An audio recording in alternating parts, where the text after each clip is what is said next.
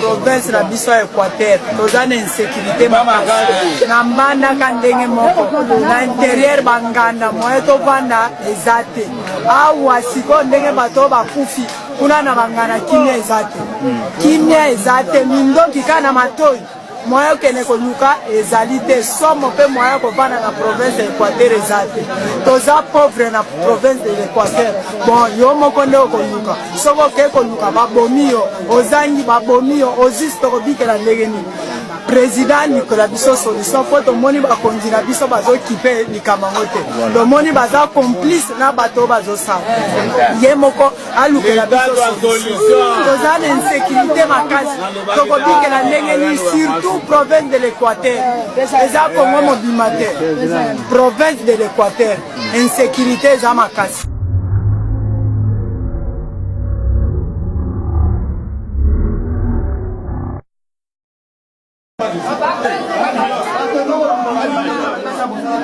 Pardon, Libanda.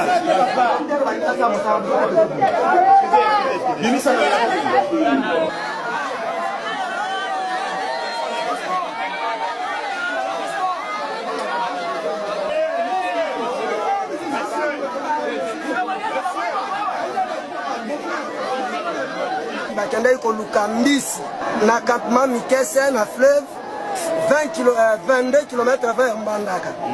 naye koyoka sango na kepe na tali na jeli ke la police ba basala enquête moi pe ko sala enquête ezate na kiti na mai ngai na grand frère na ngai to jili dembe ya bana na biso to tshena bwato bande ko bandimaki ko sunga biso baluki biso tindenge to komi na Mbandaka. Insécurité d'une manière extraordinaire. Ouais mon ba atiki moi si na zemi monene na bana mibale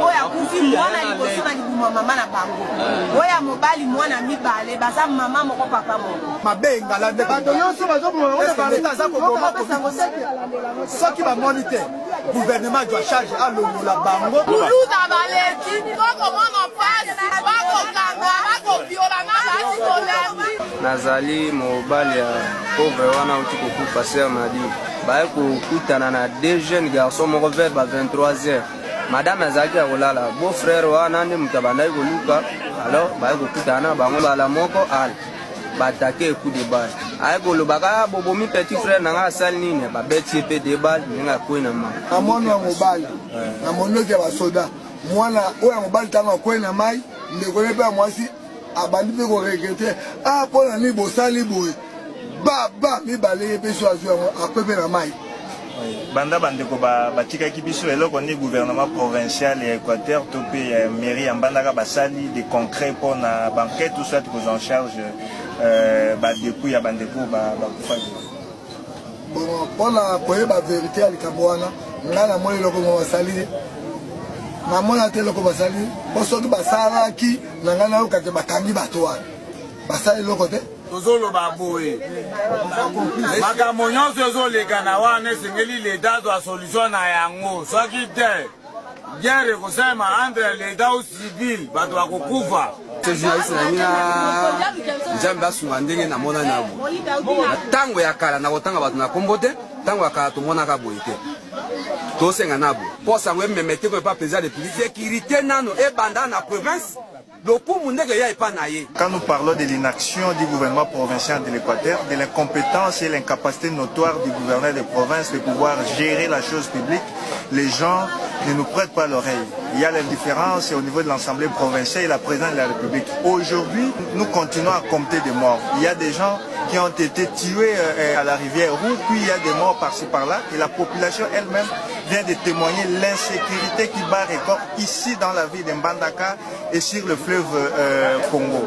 Nous pensons que cette situation ne doit pas demeurer. Il faut qu'il y ait des solutions à cette situation. La population redoute même la guerre civile, parce que quand on tue avec des armes. Dans la province de l'Équateur, nous n'avons pas de magasins, nous n'avons pas là où on vend des armes. Ce sont des militaires. Comment ces armes arrivent auprès de gens qui œuvrent la nuit pour tuer les gens? Et surtout que les munitions qui sont achetées sont sont achetées par les contribuables congolais. Et nous achetons des munitions et ces munitions continuent de tuer les peuples congolais. C'est inacceptable ce que nous sommes en train de vivre dans la ville de Mbandaka.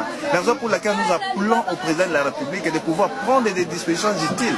Quand on l'avait appelé à l'époque, ça fait déjà 2 semaines, rien ne s'est fait. Et aujourd'hui, la situation devient de plus en plus aggravante dans la province d'Équateur. Je pense qu'il est grand temps de prendre des mesures, sinon nous allons redouter la situation sécuritaire dans la province de l'Équateur. La population elle-même a témoigné que dans la province de l'Équateur, les autorités ne font rien.